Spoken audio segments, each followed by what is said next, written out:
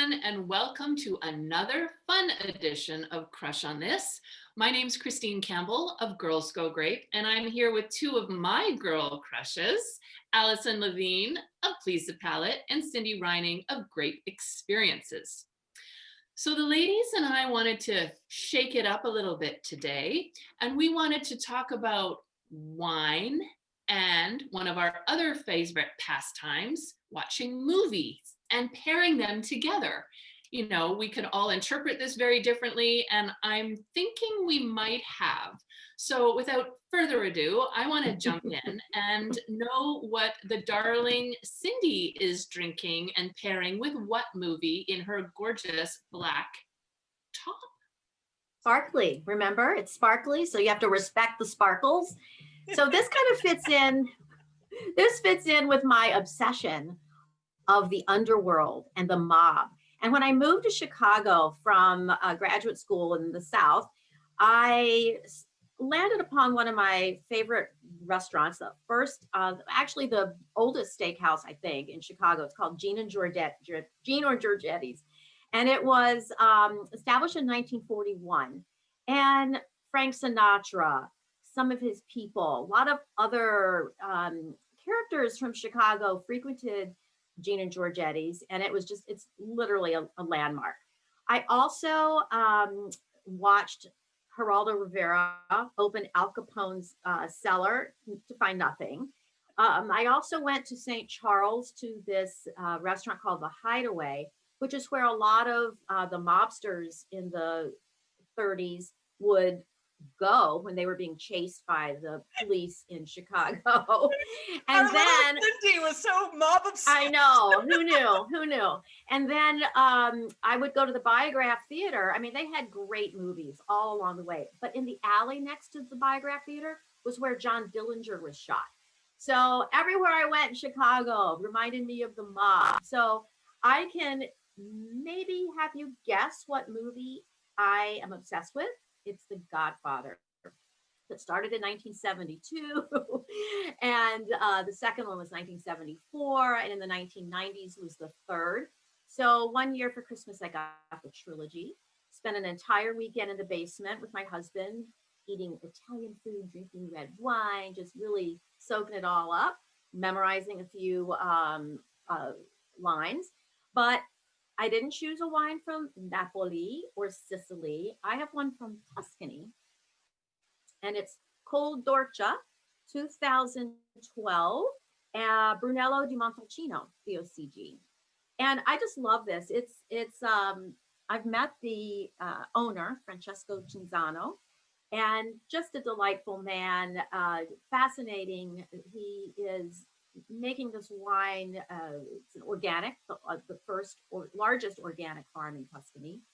And I just think it's a beautiful wine.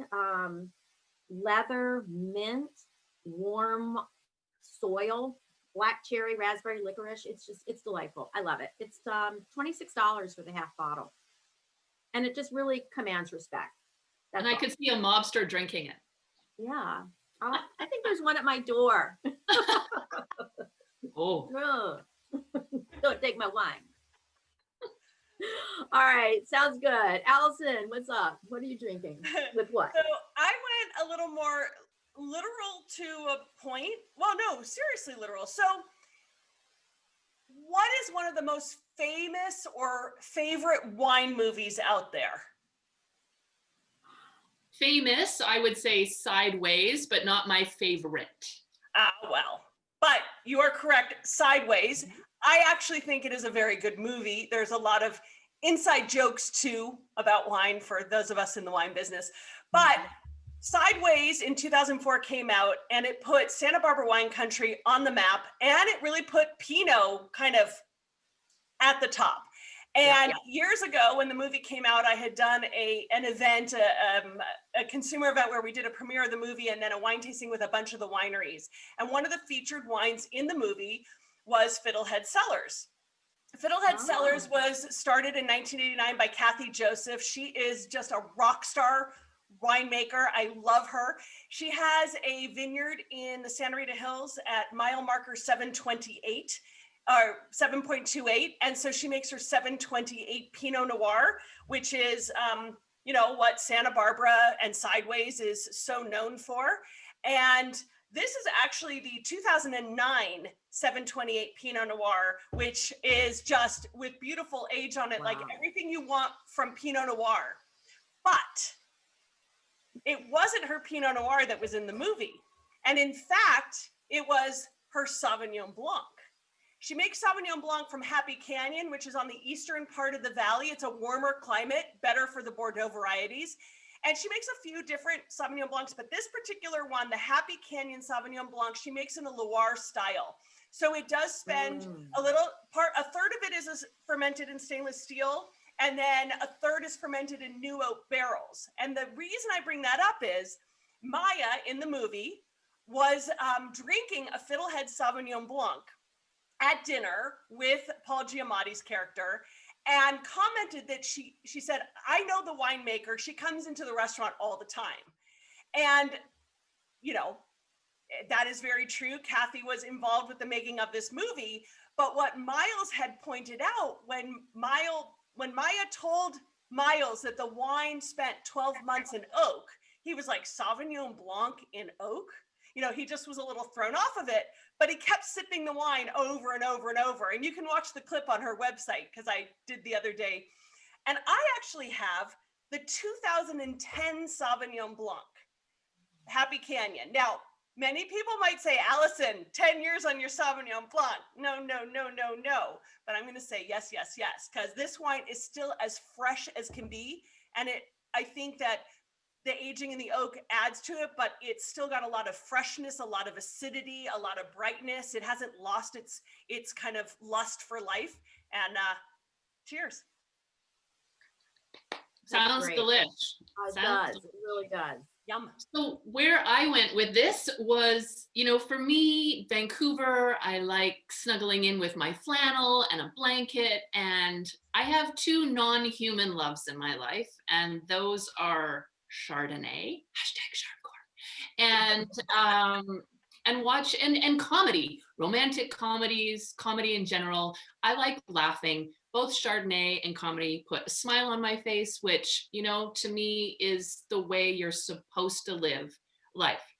So what I did was I paired one of my favorite rom-coms from 2001, Bridget Jones' Diary, with Chardonnay. I'm drinking Silk Scarf Chardonnay. Can you see that? Am I showing you that nicely? Okay, this is from Summerland, British Columbia. And what I love about sipping Chard and watching Bridget Jones is that she's obsessed with Chardonnay, although in the first scene when she's crying and singing all by myself, she's actually drinking a red, which is surprising to me in the film, because in the books it was always Chardonnay. Bridget Jones' Diary was loosely based on Jane Austen's Pride and Prejudice. We've got so many little shout outs to, Mark Darcy, and it's just the whole, love triangle thing. I adore it. And we're just rooting for her from the moment we see her on screen in all of her glorious, perfect imperfection. I just, she puts a smile on my face too. She's such a goofball, but she's so authentic.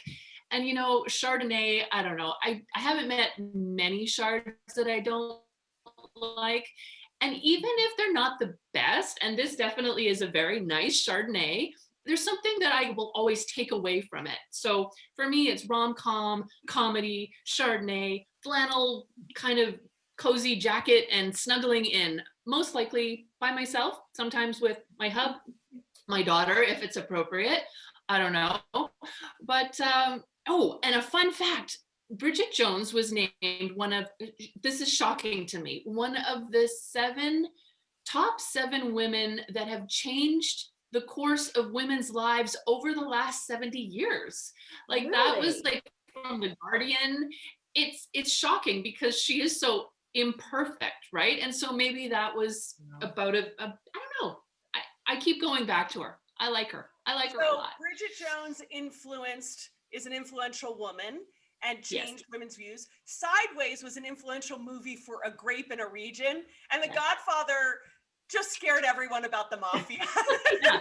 Drink red wine, keep your head Nobody down. wanted to wake up with a horse's head in their bed. Yeah, but made everyone love Italian food that much more. So I'm going to say cheers, ladies. Thank you for joining me today. Please follow us on YouTube, and we would love to hear what your favorite wine and movie pairing is. I would love to hear that. I know the other two ladies would love to hear that. Happy watching and happy sipping. Cheers. Cheers. Cheers.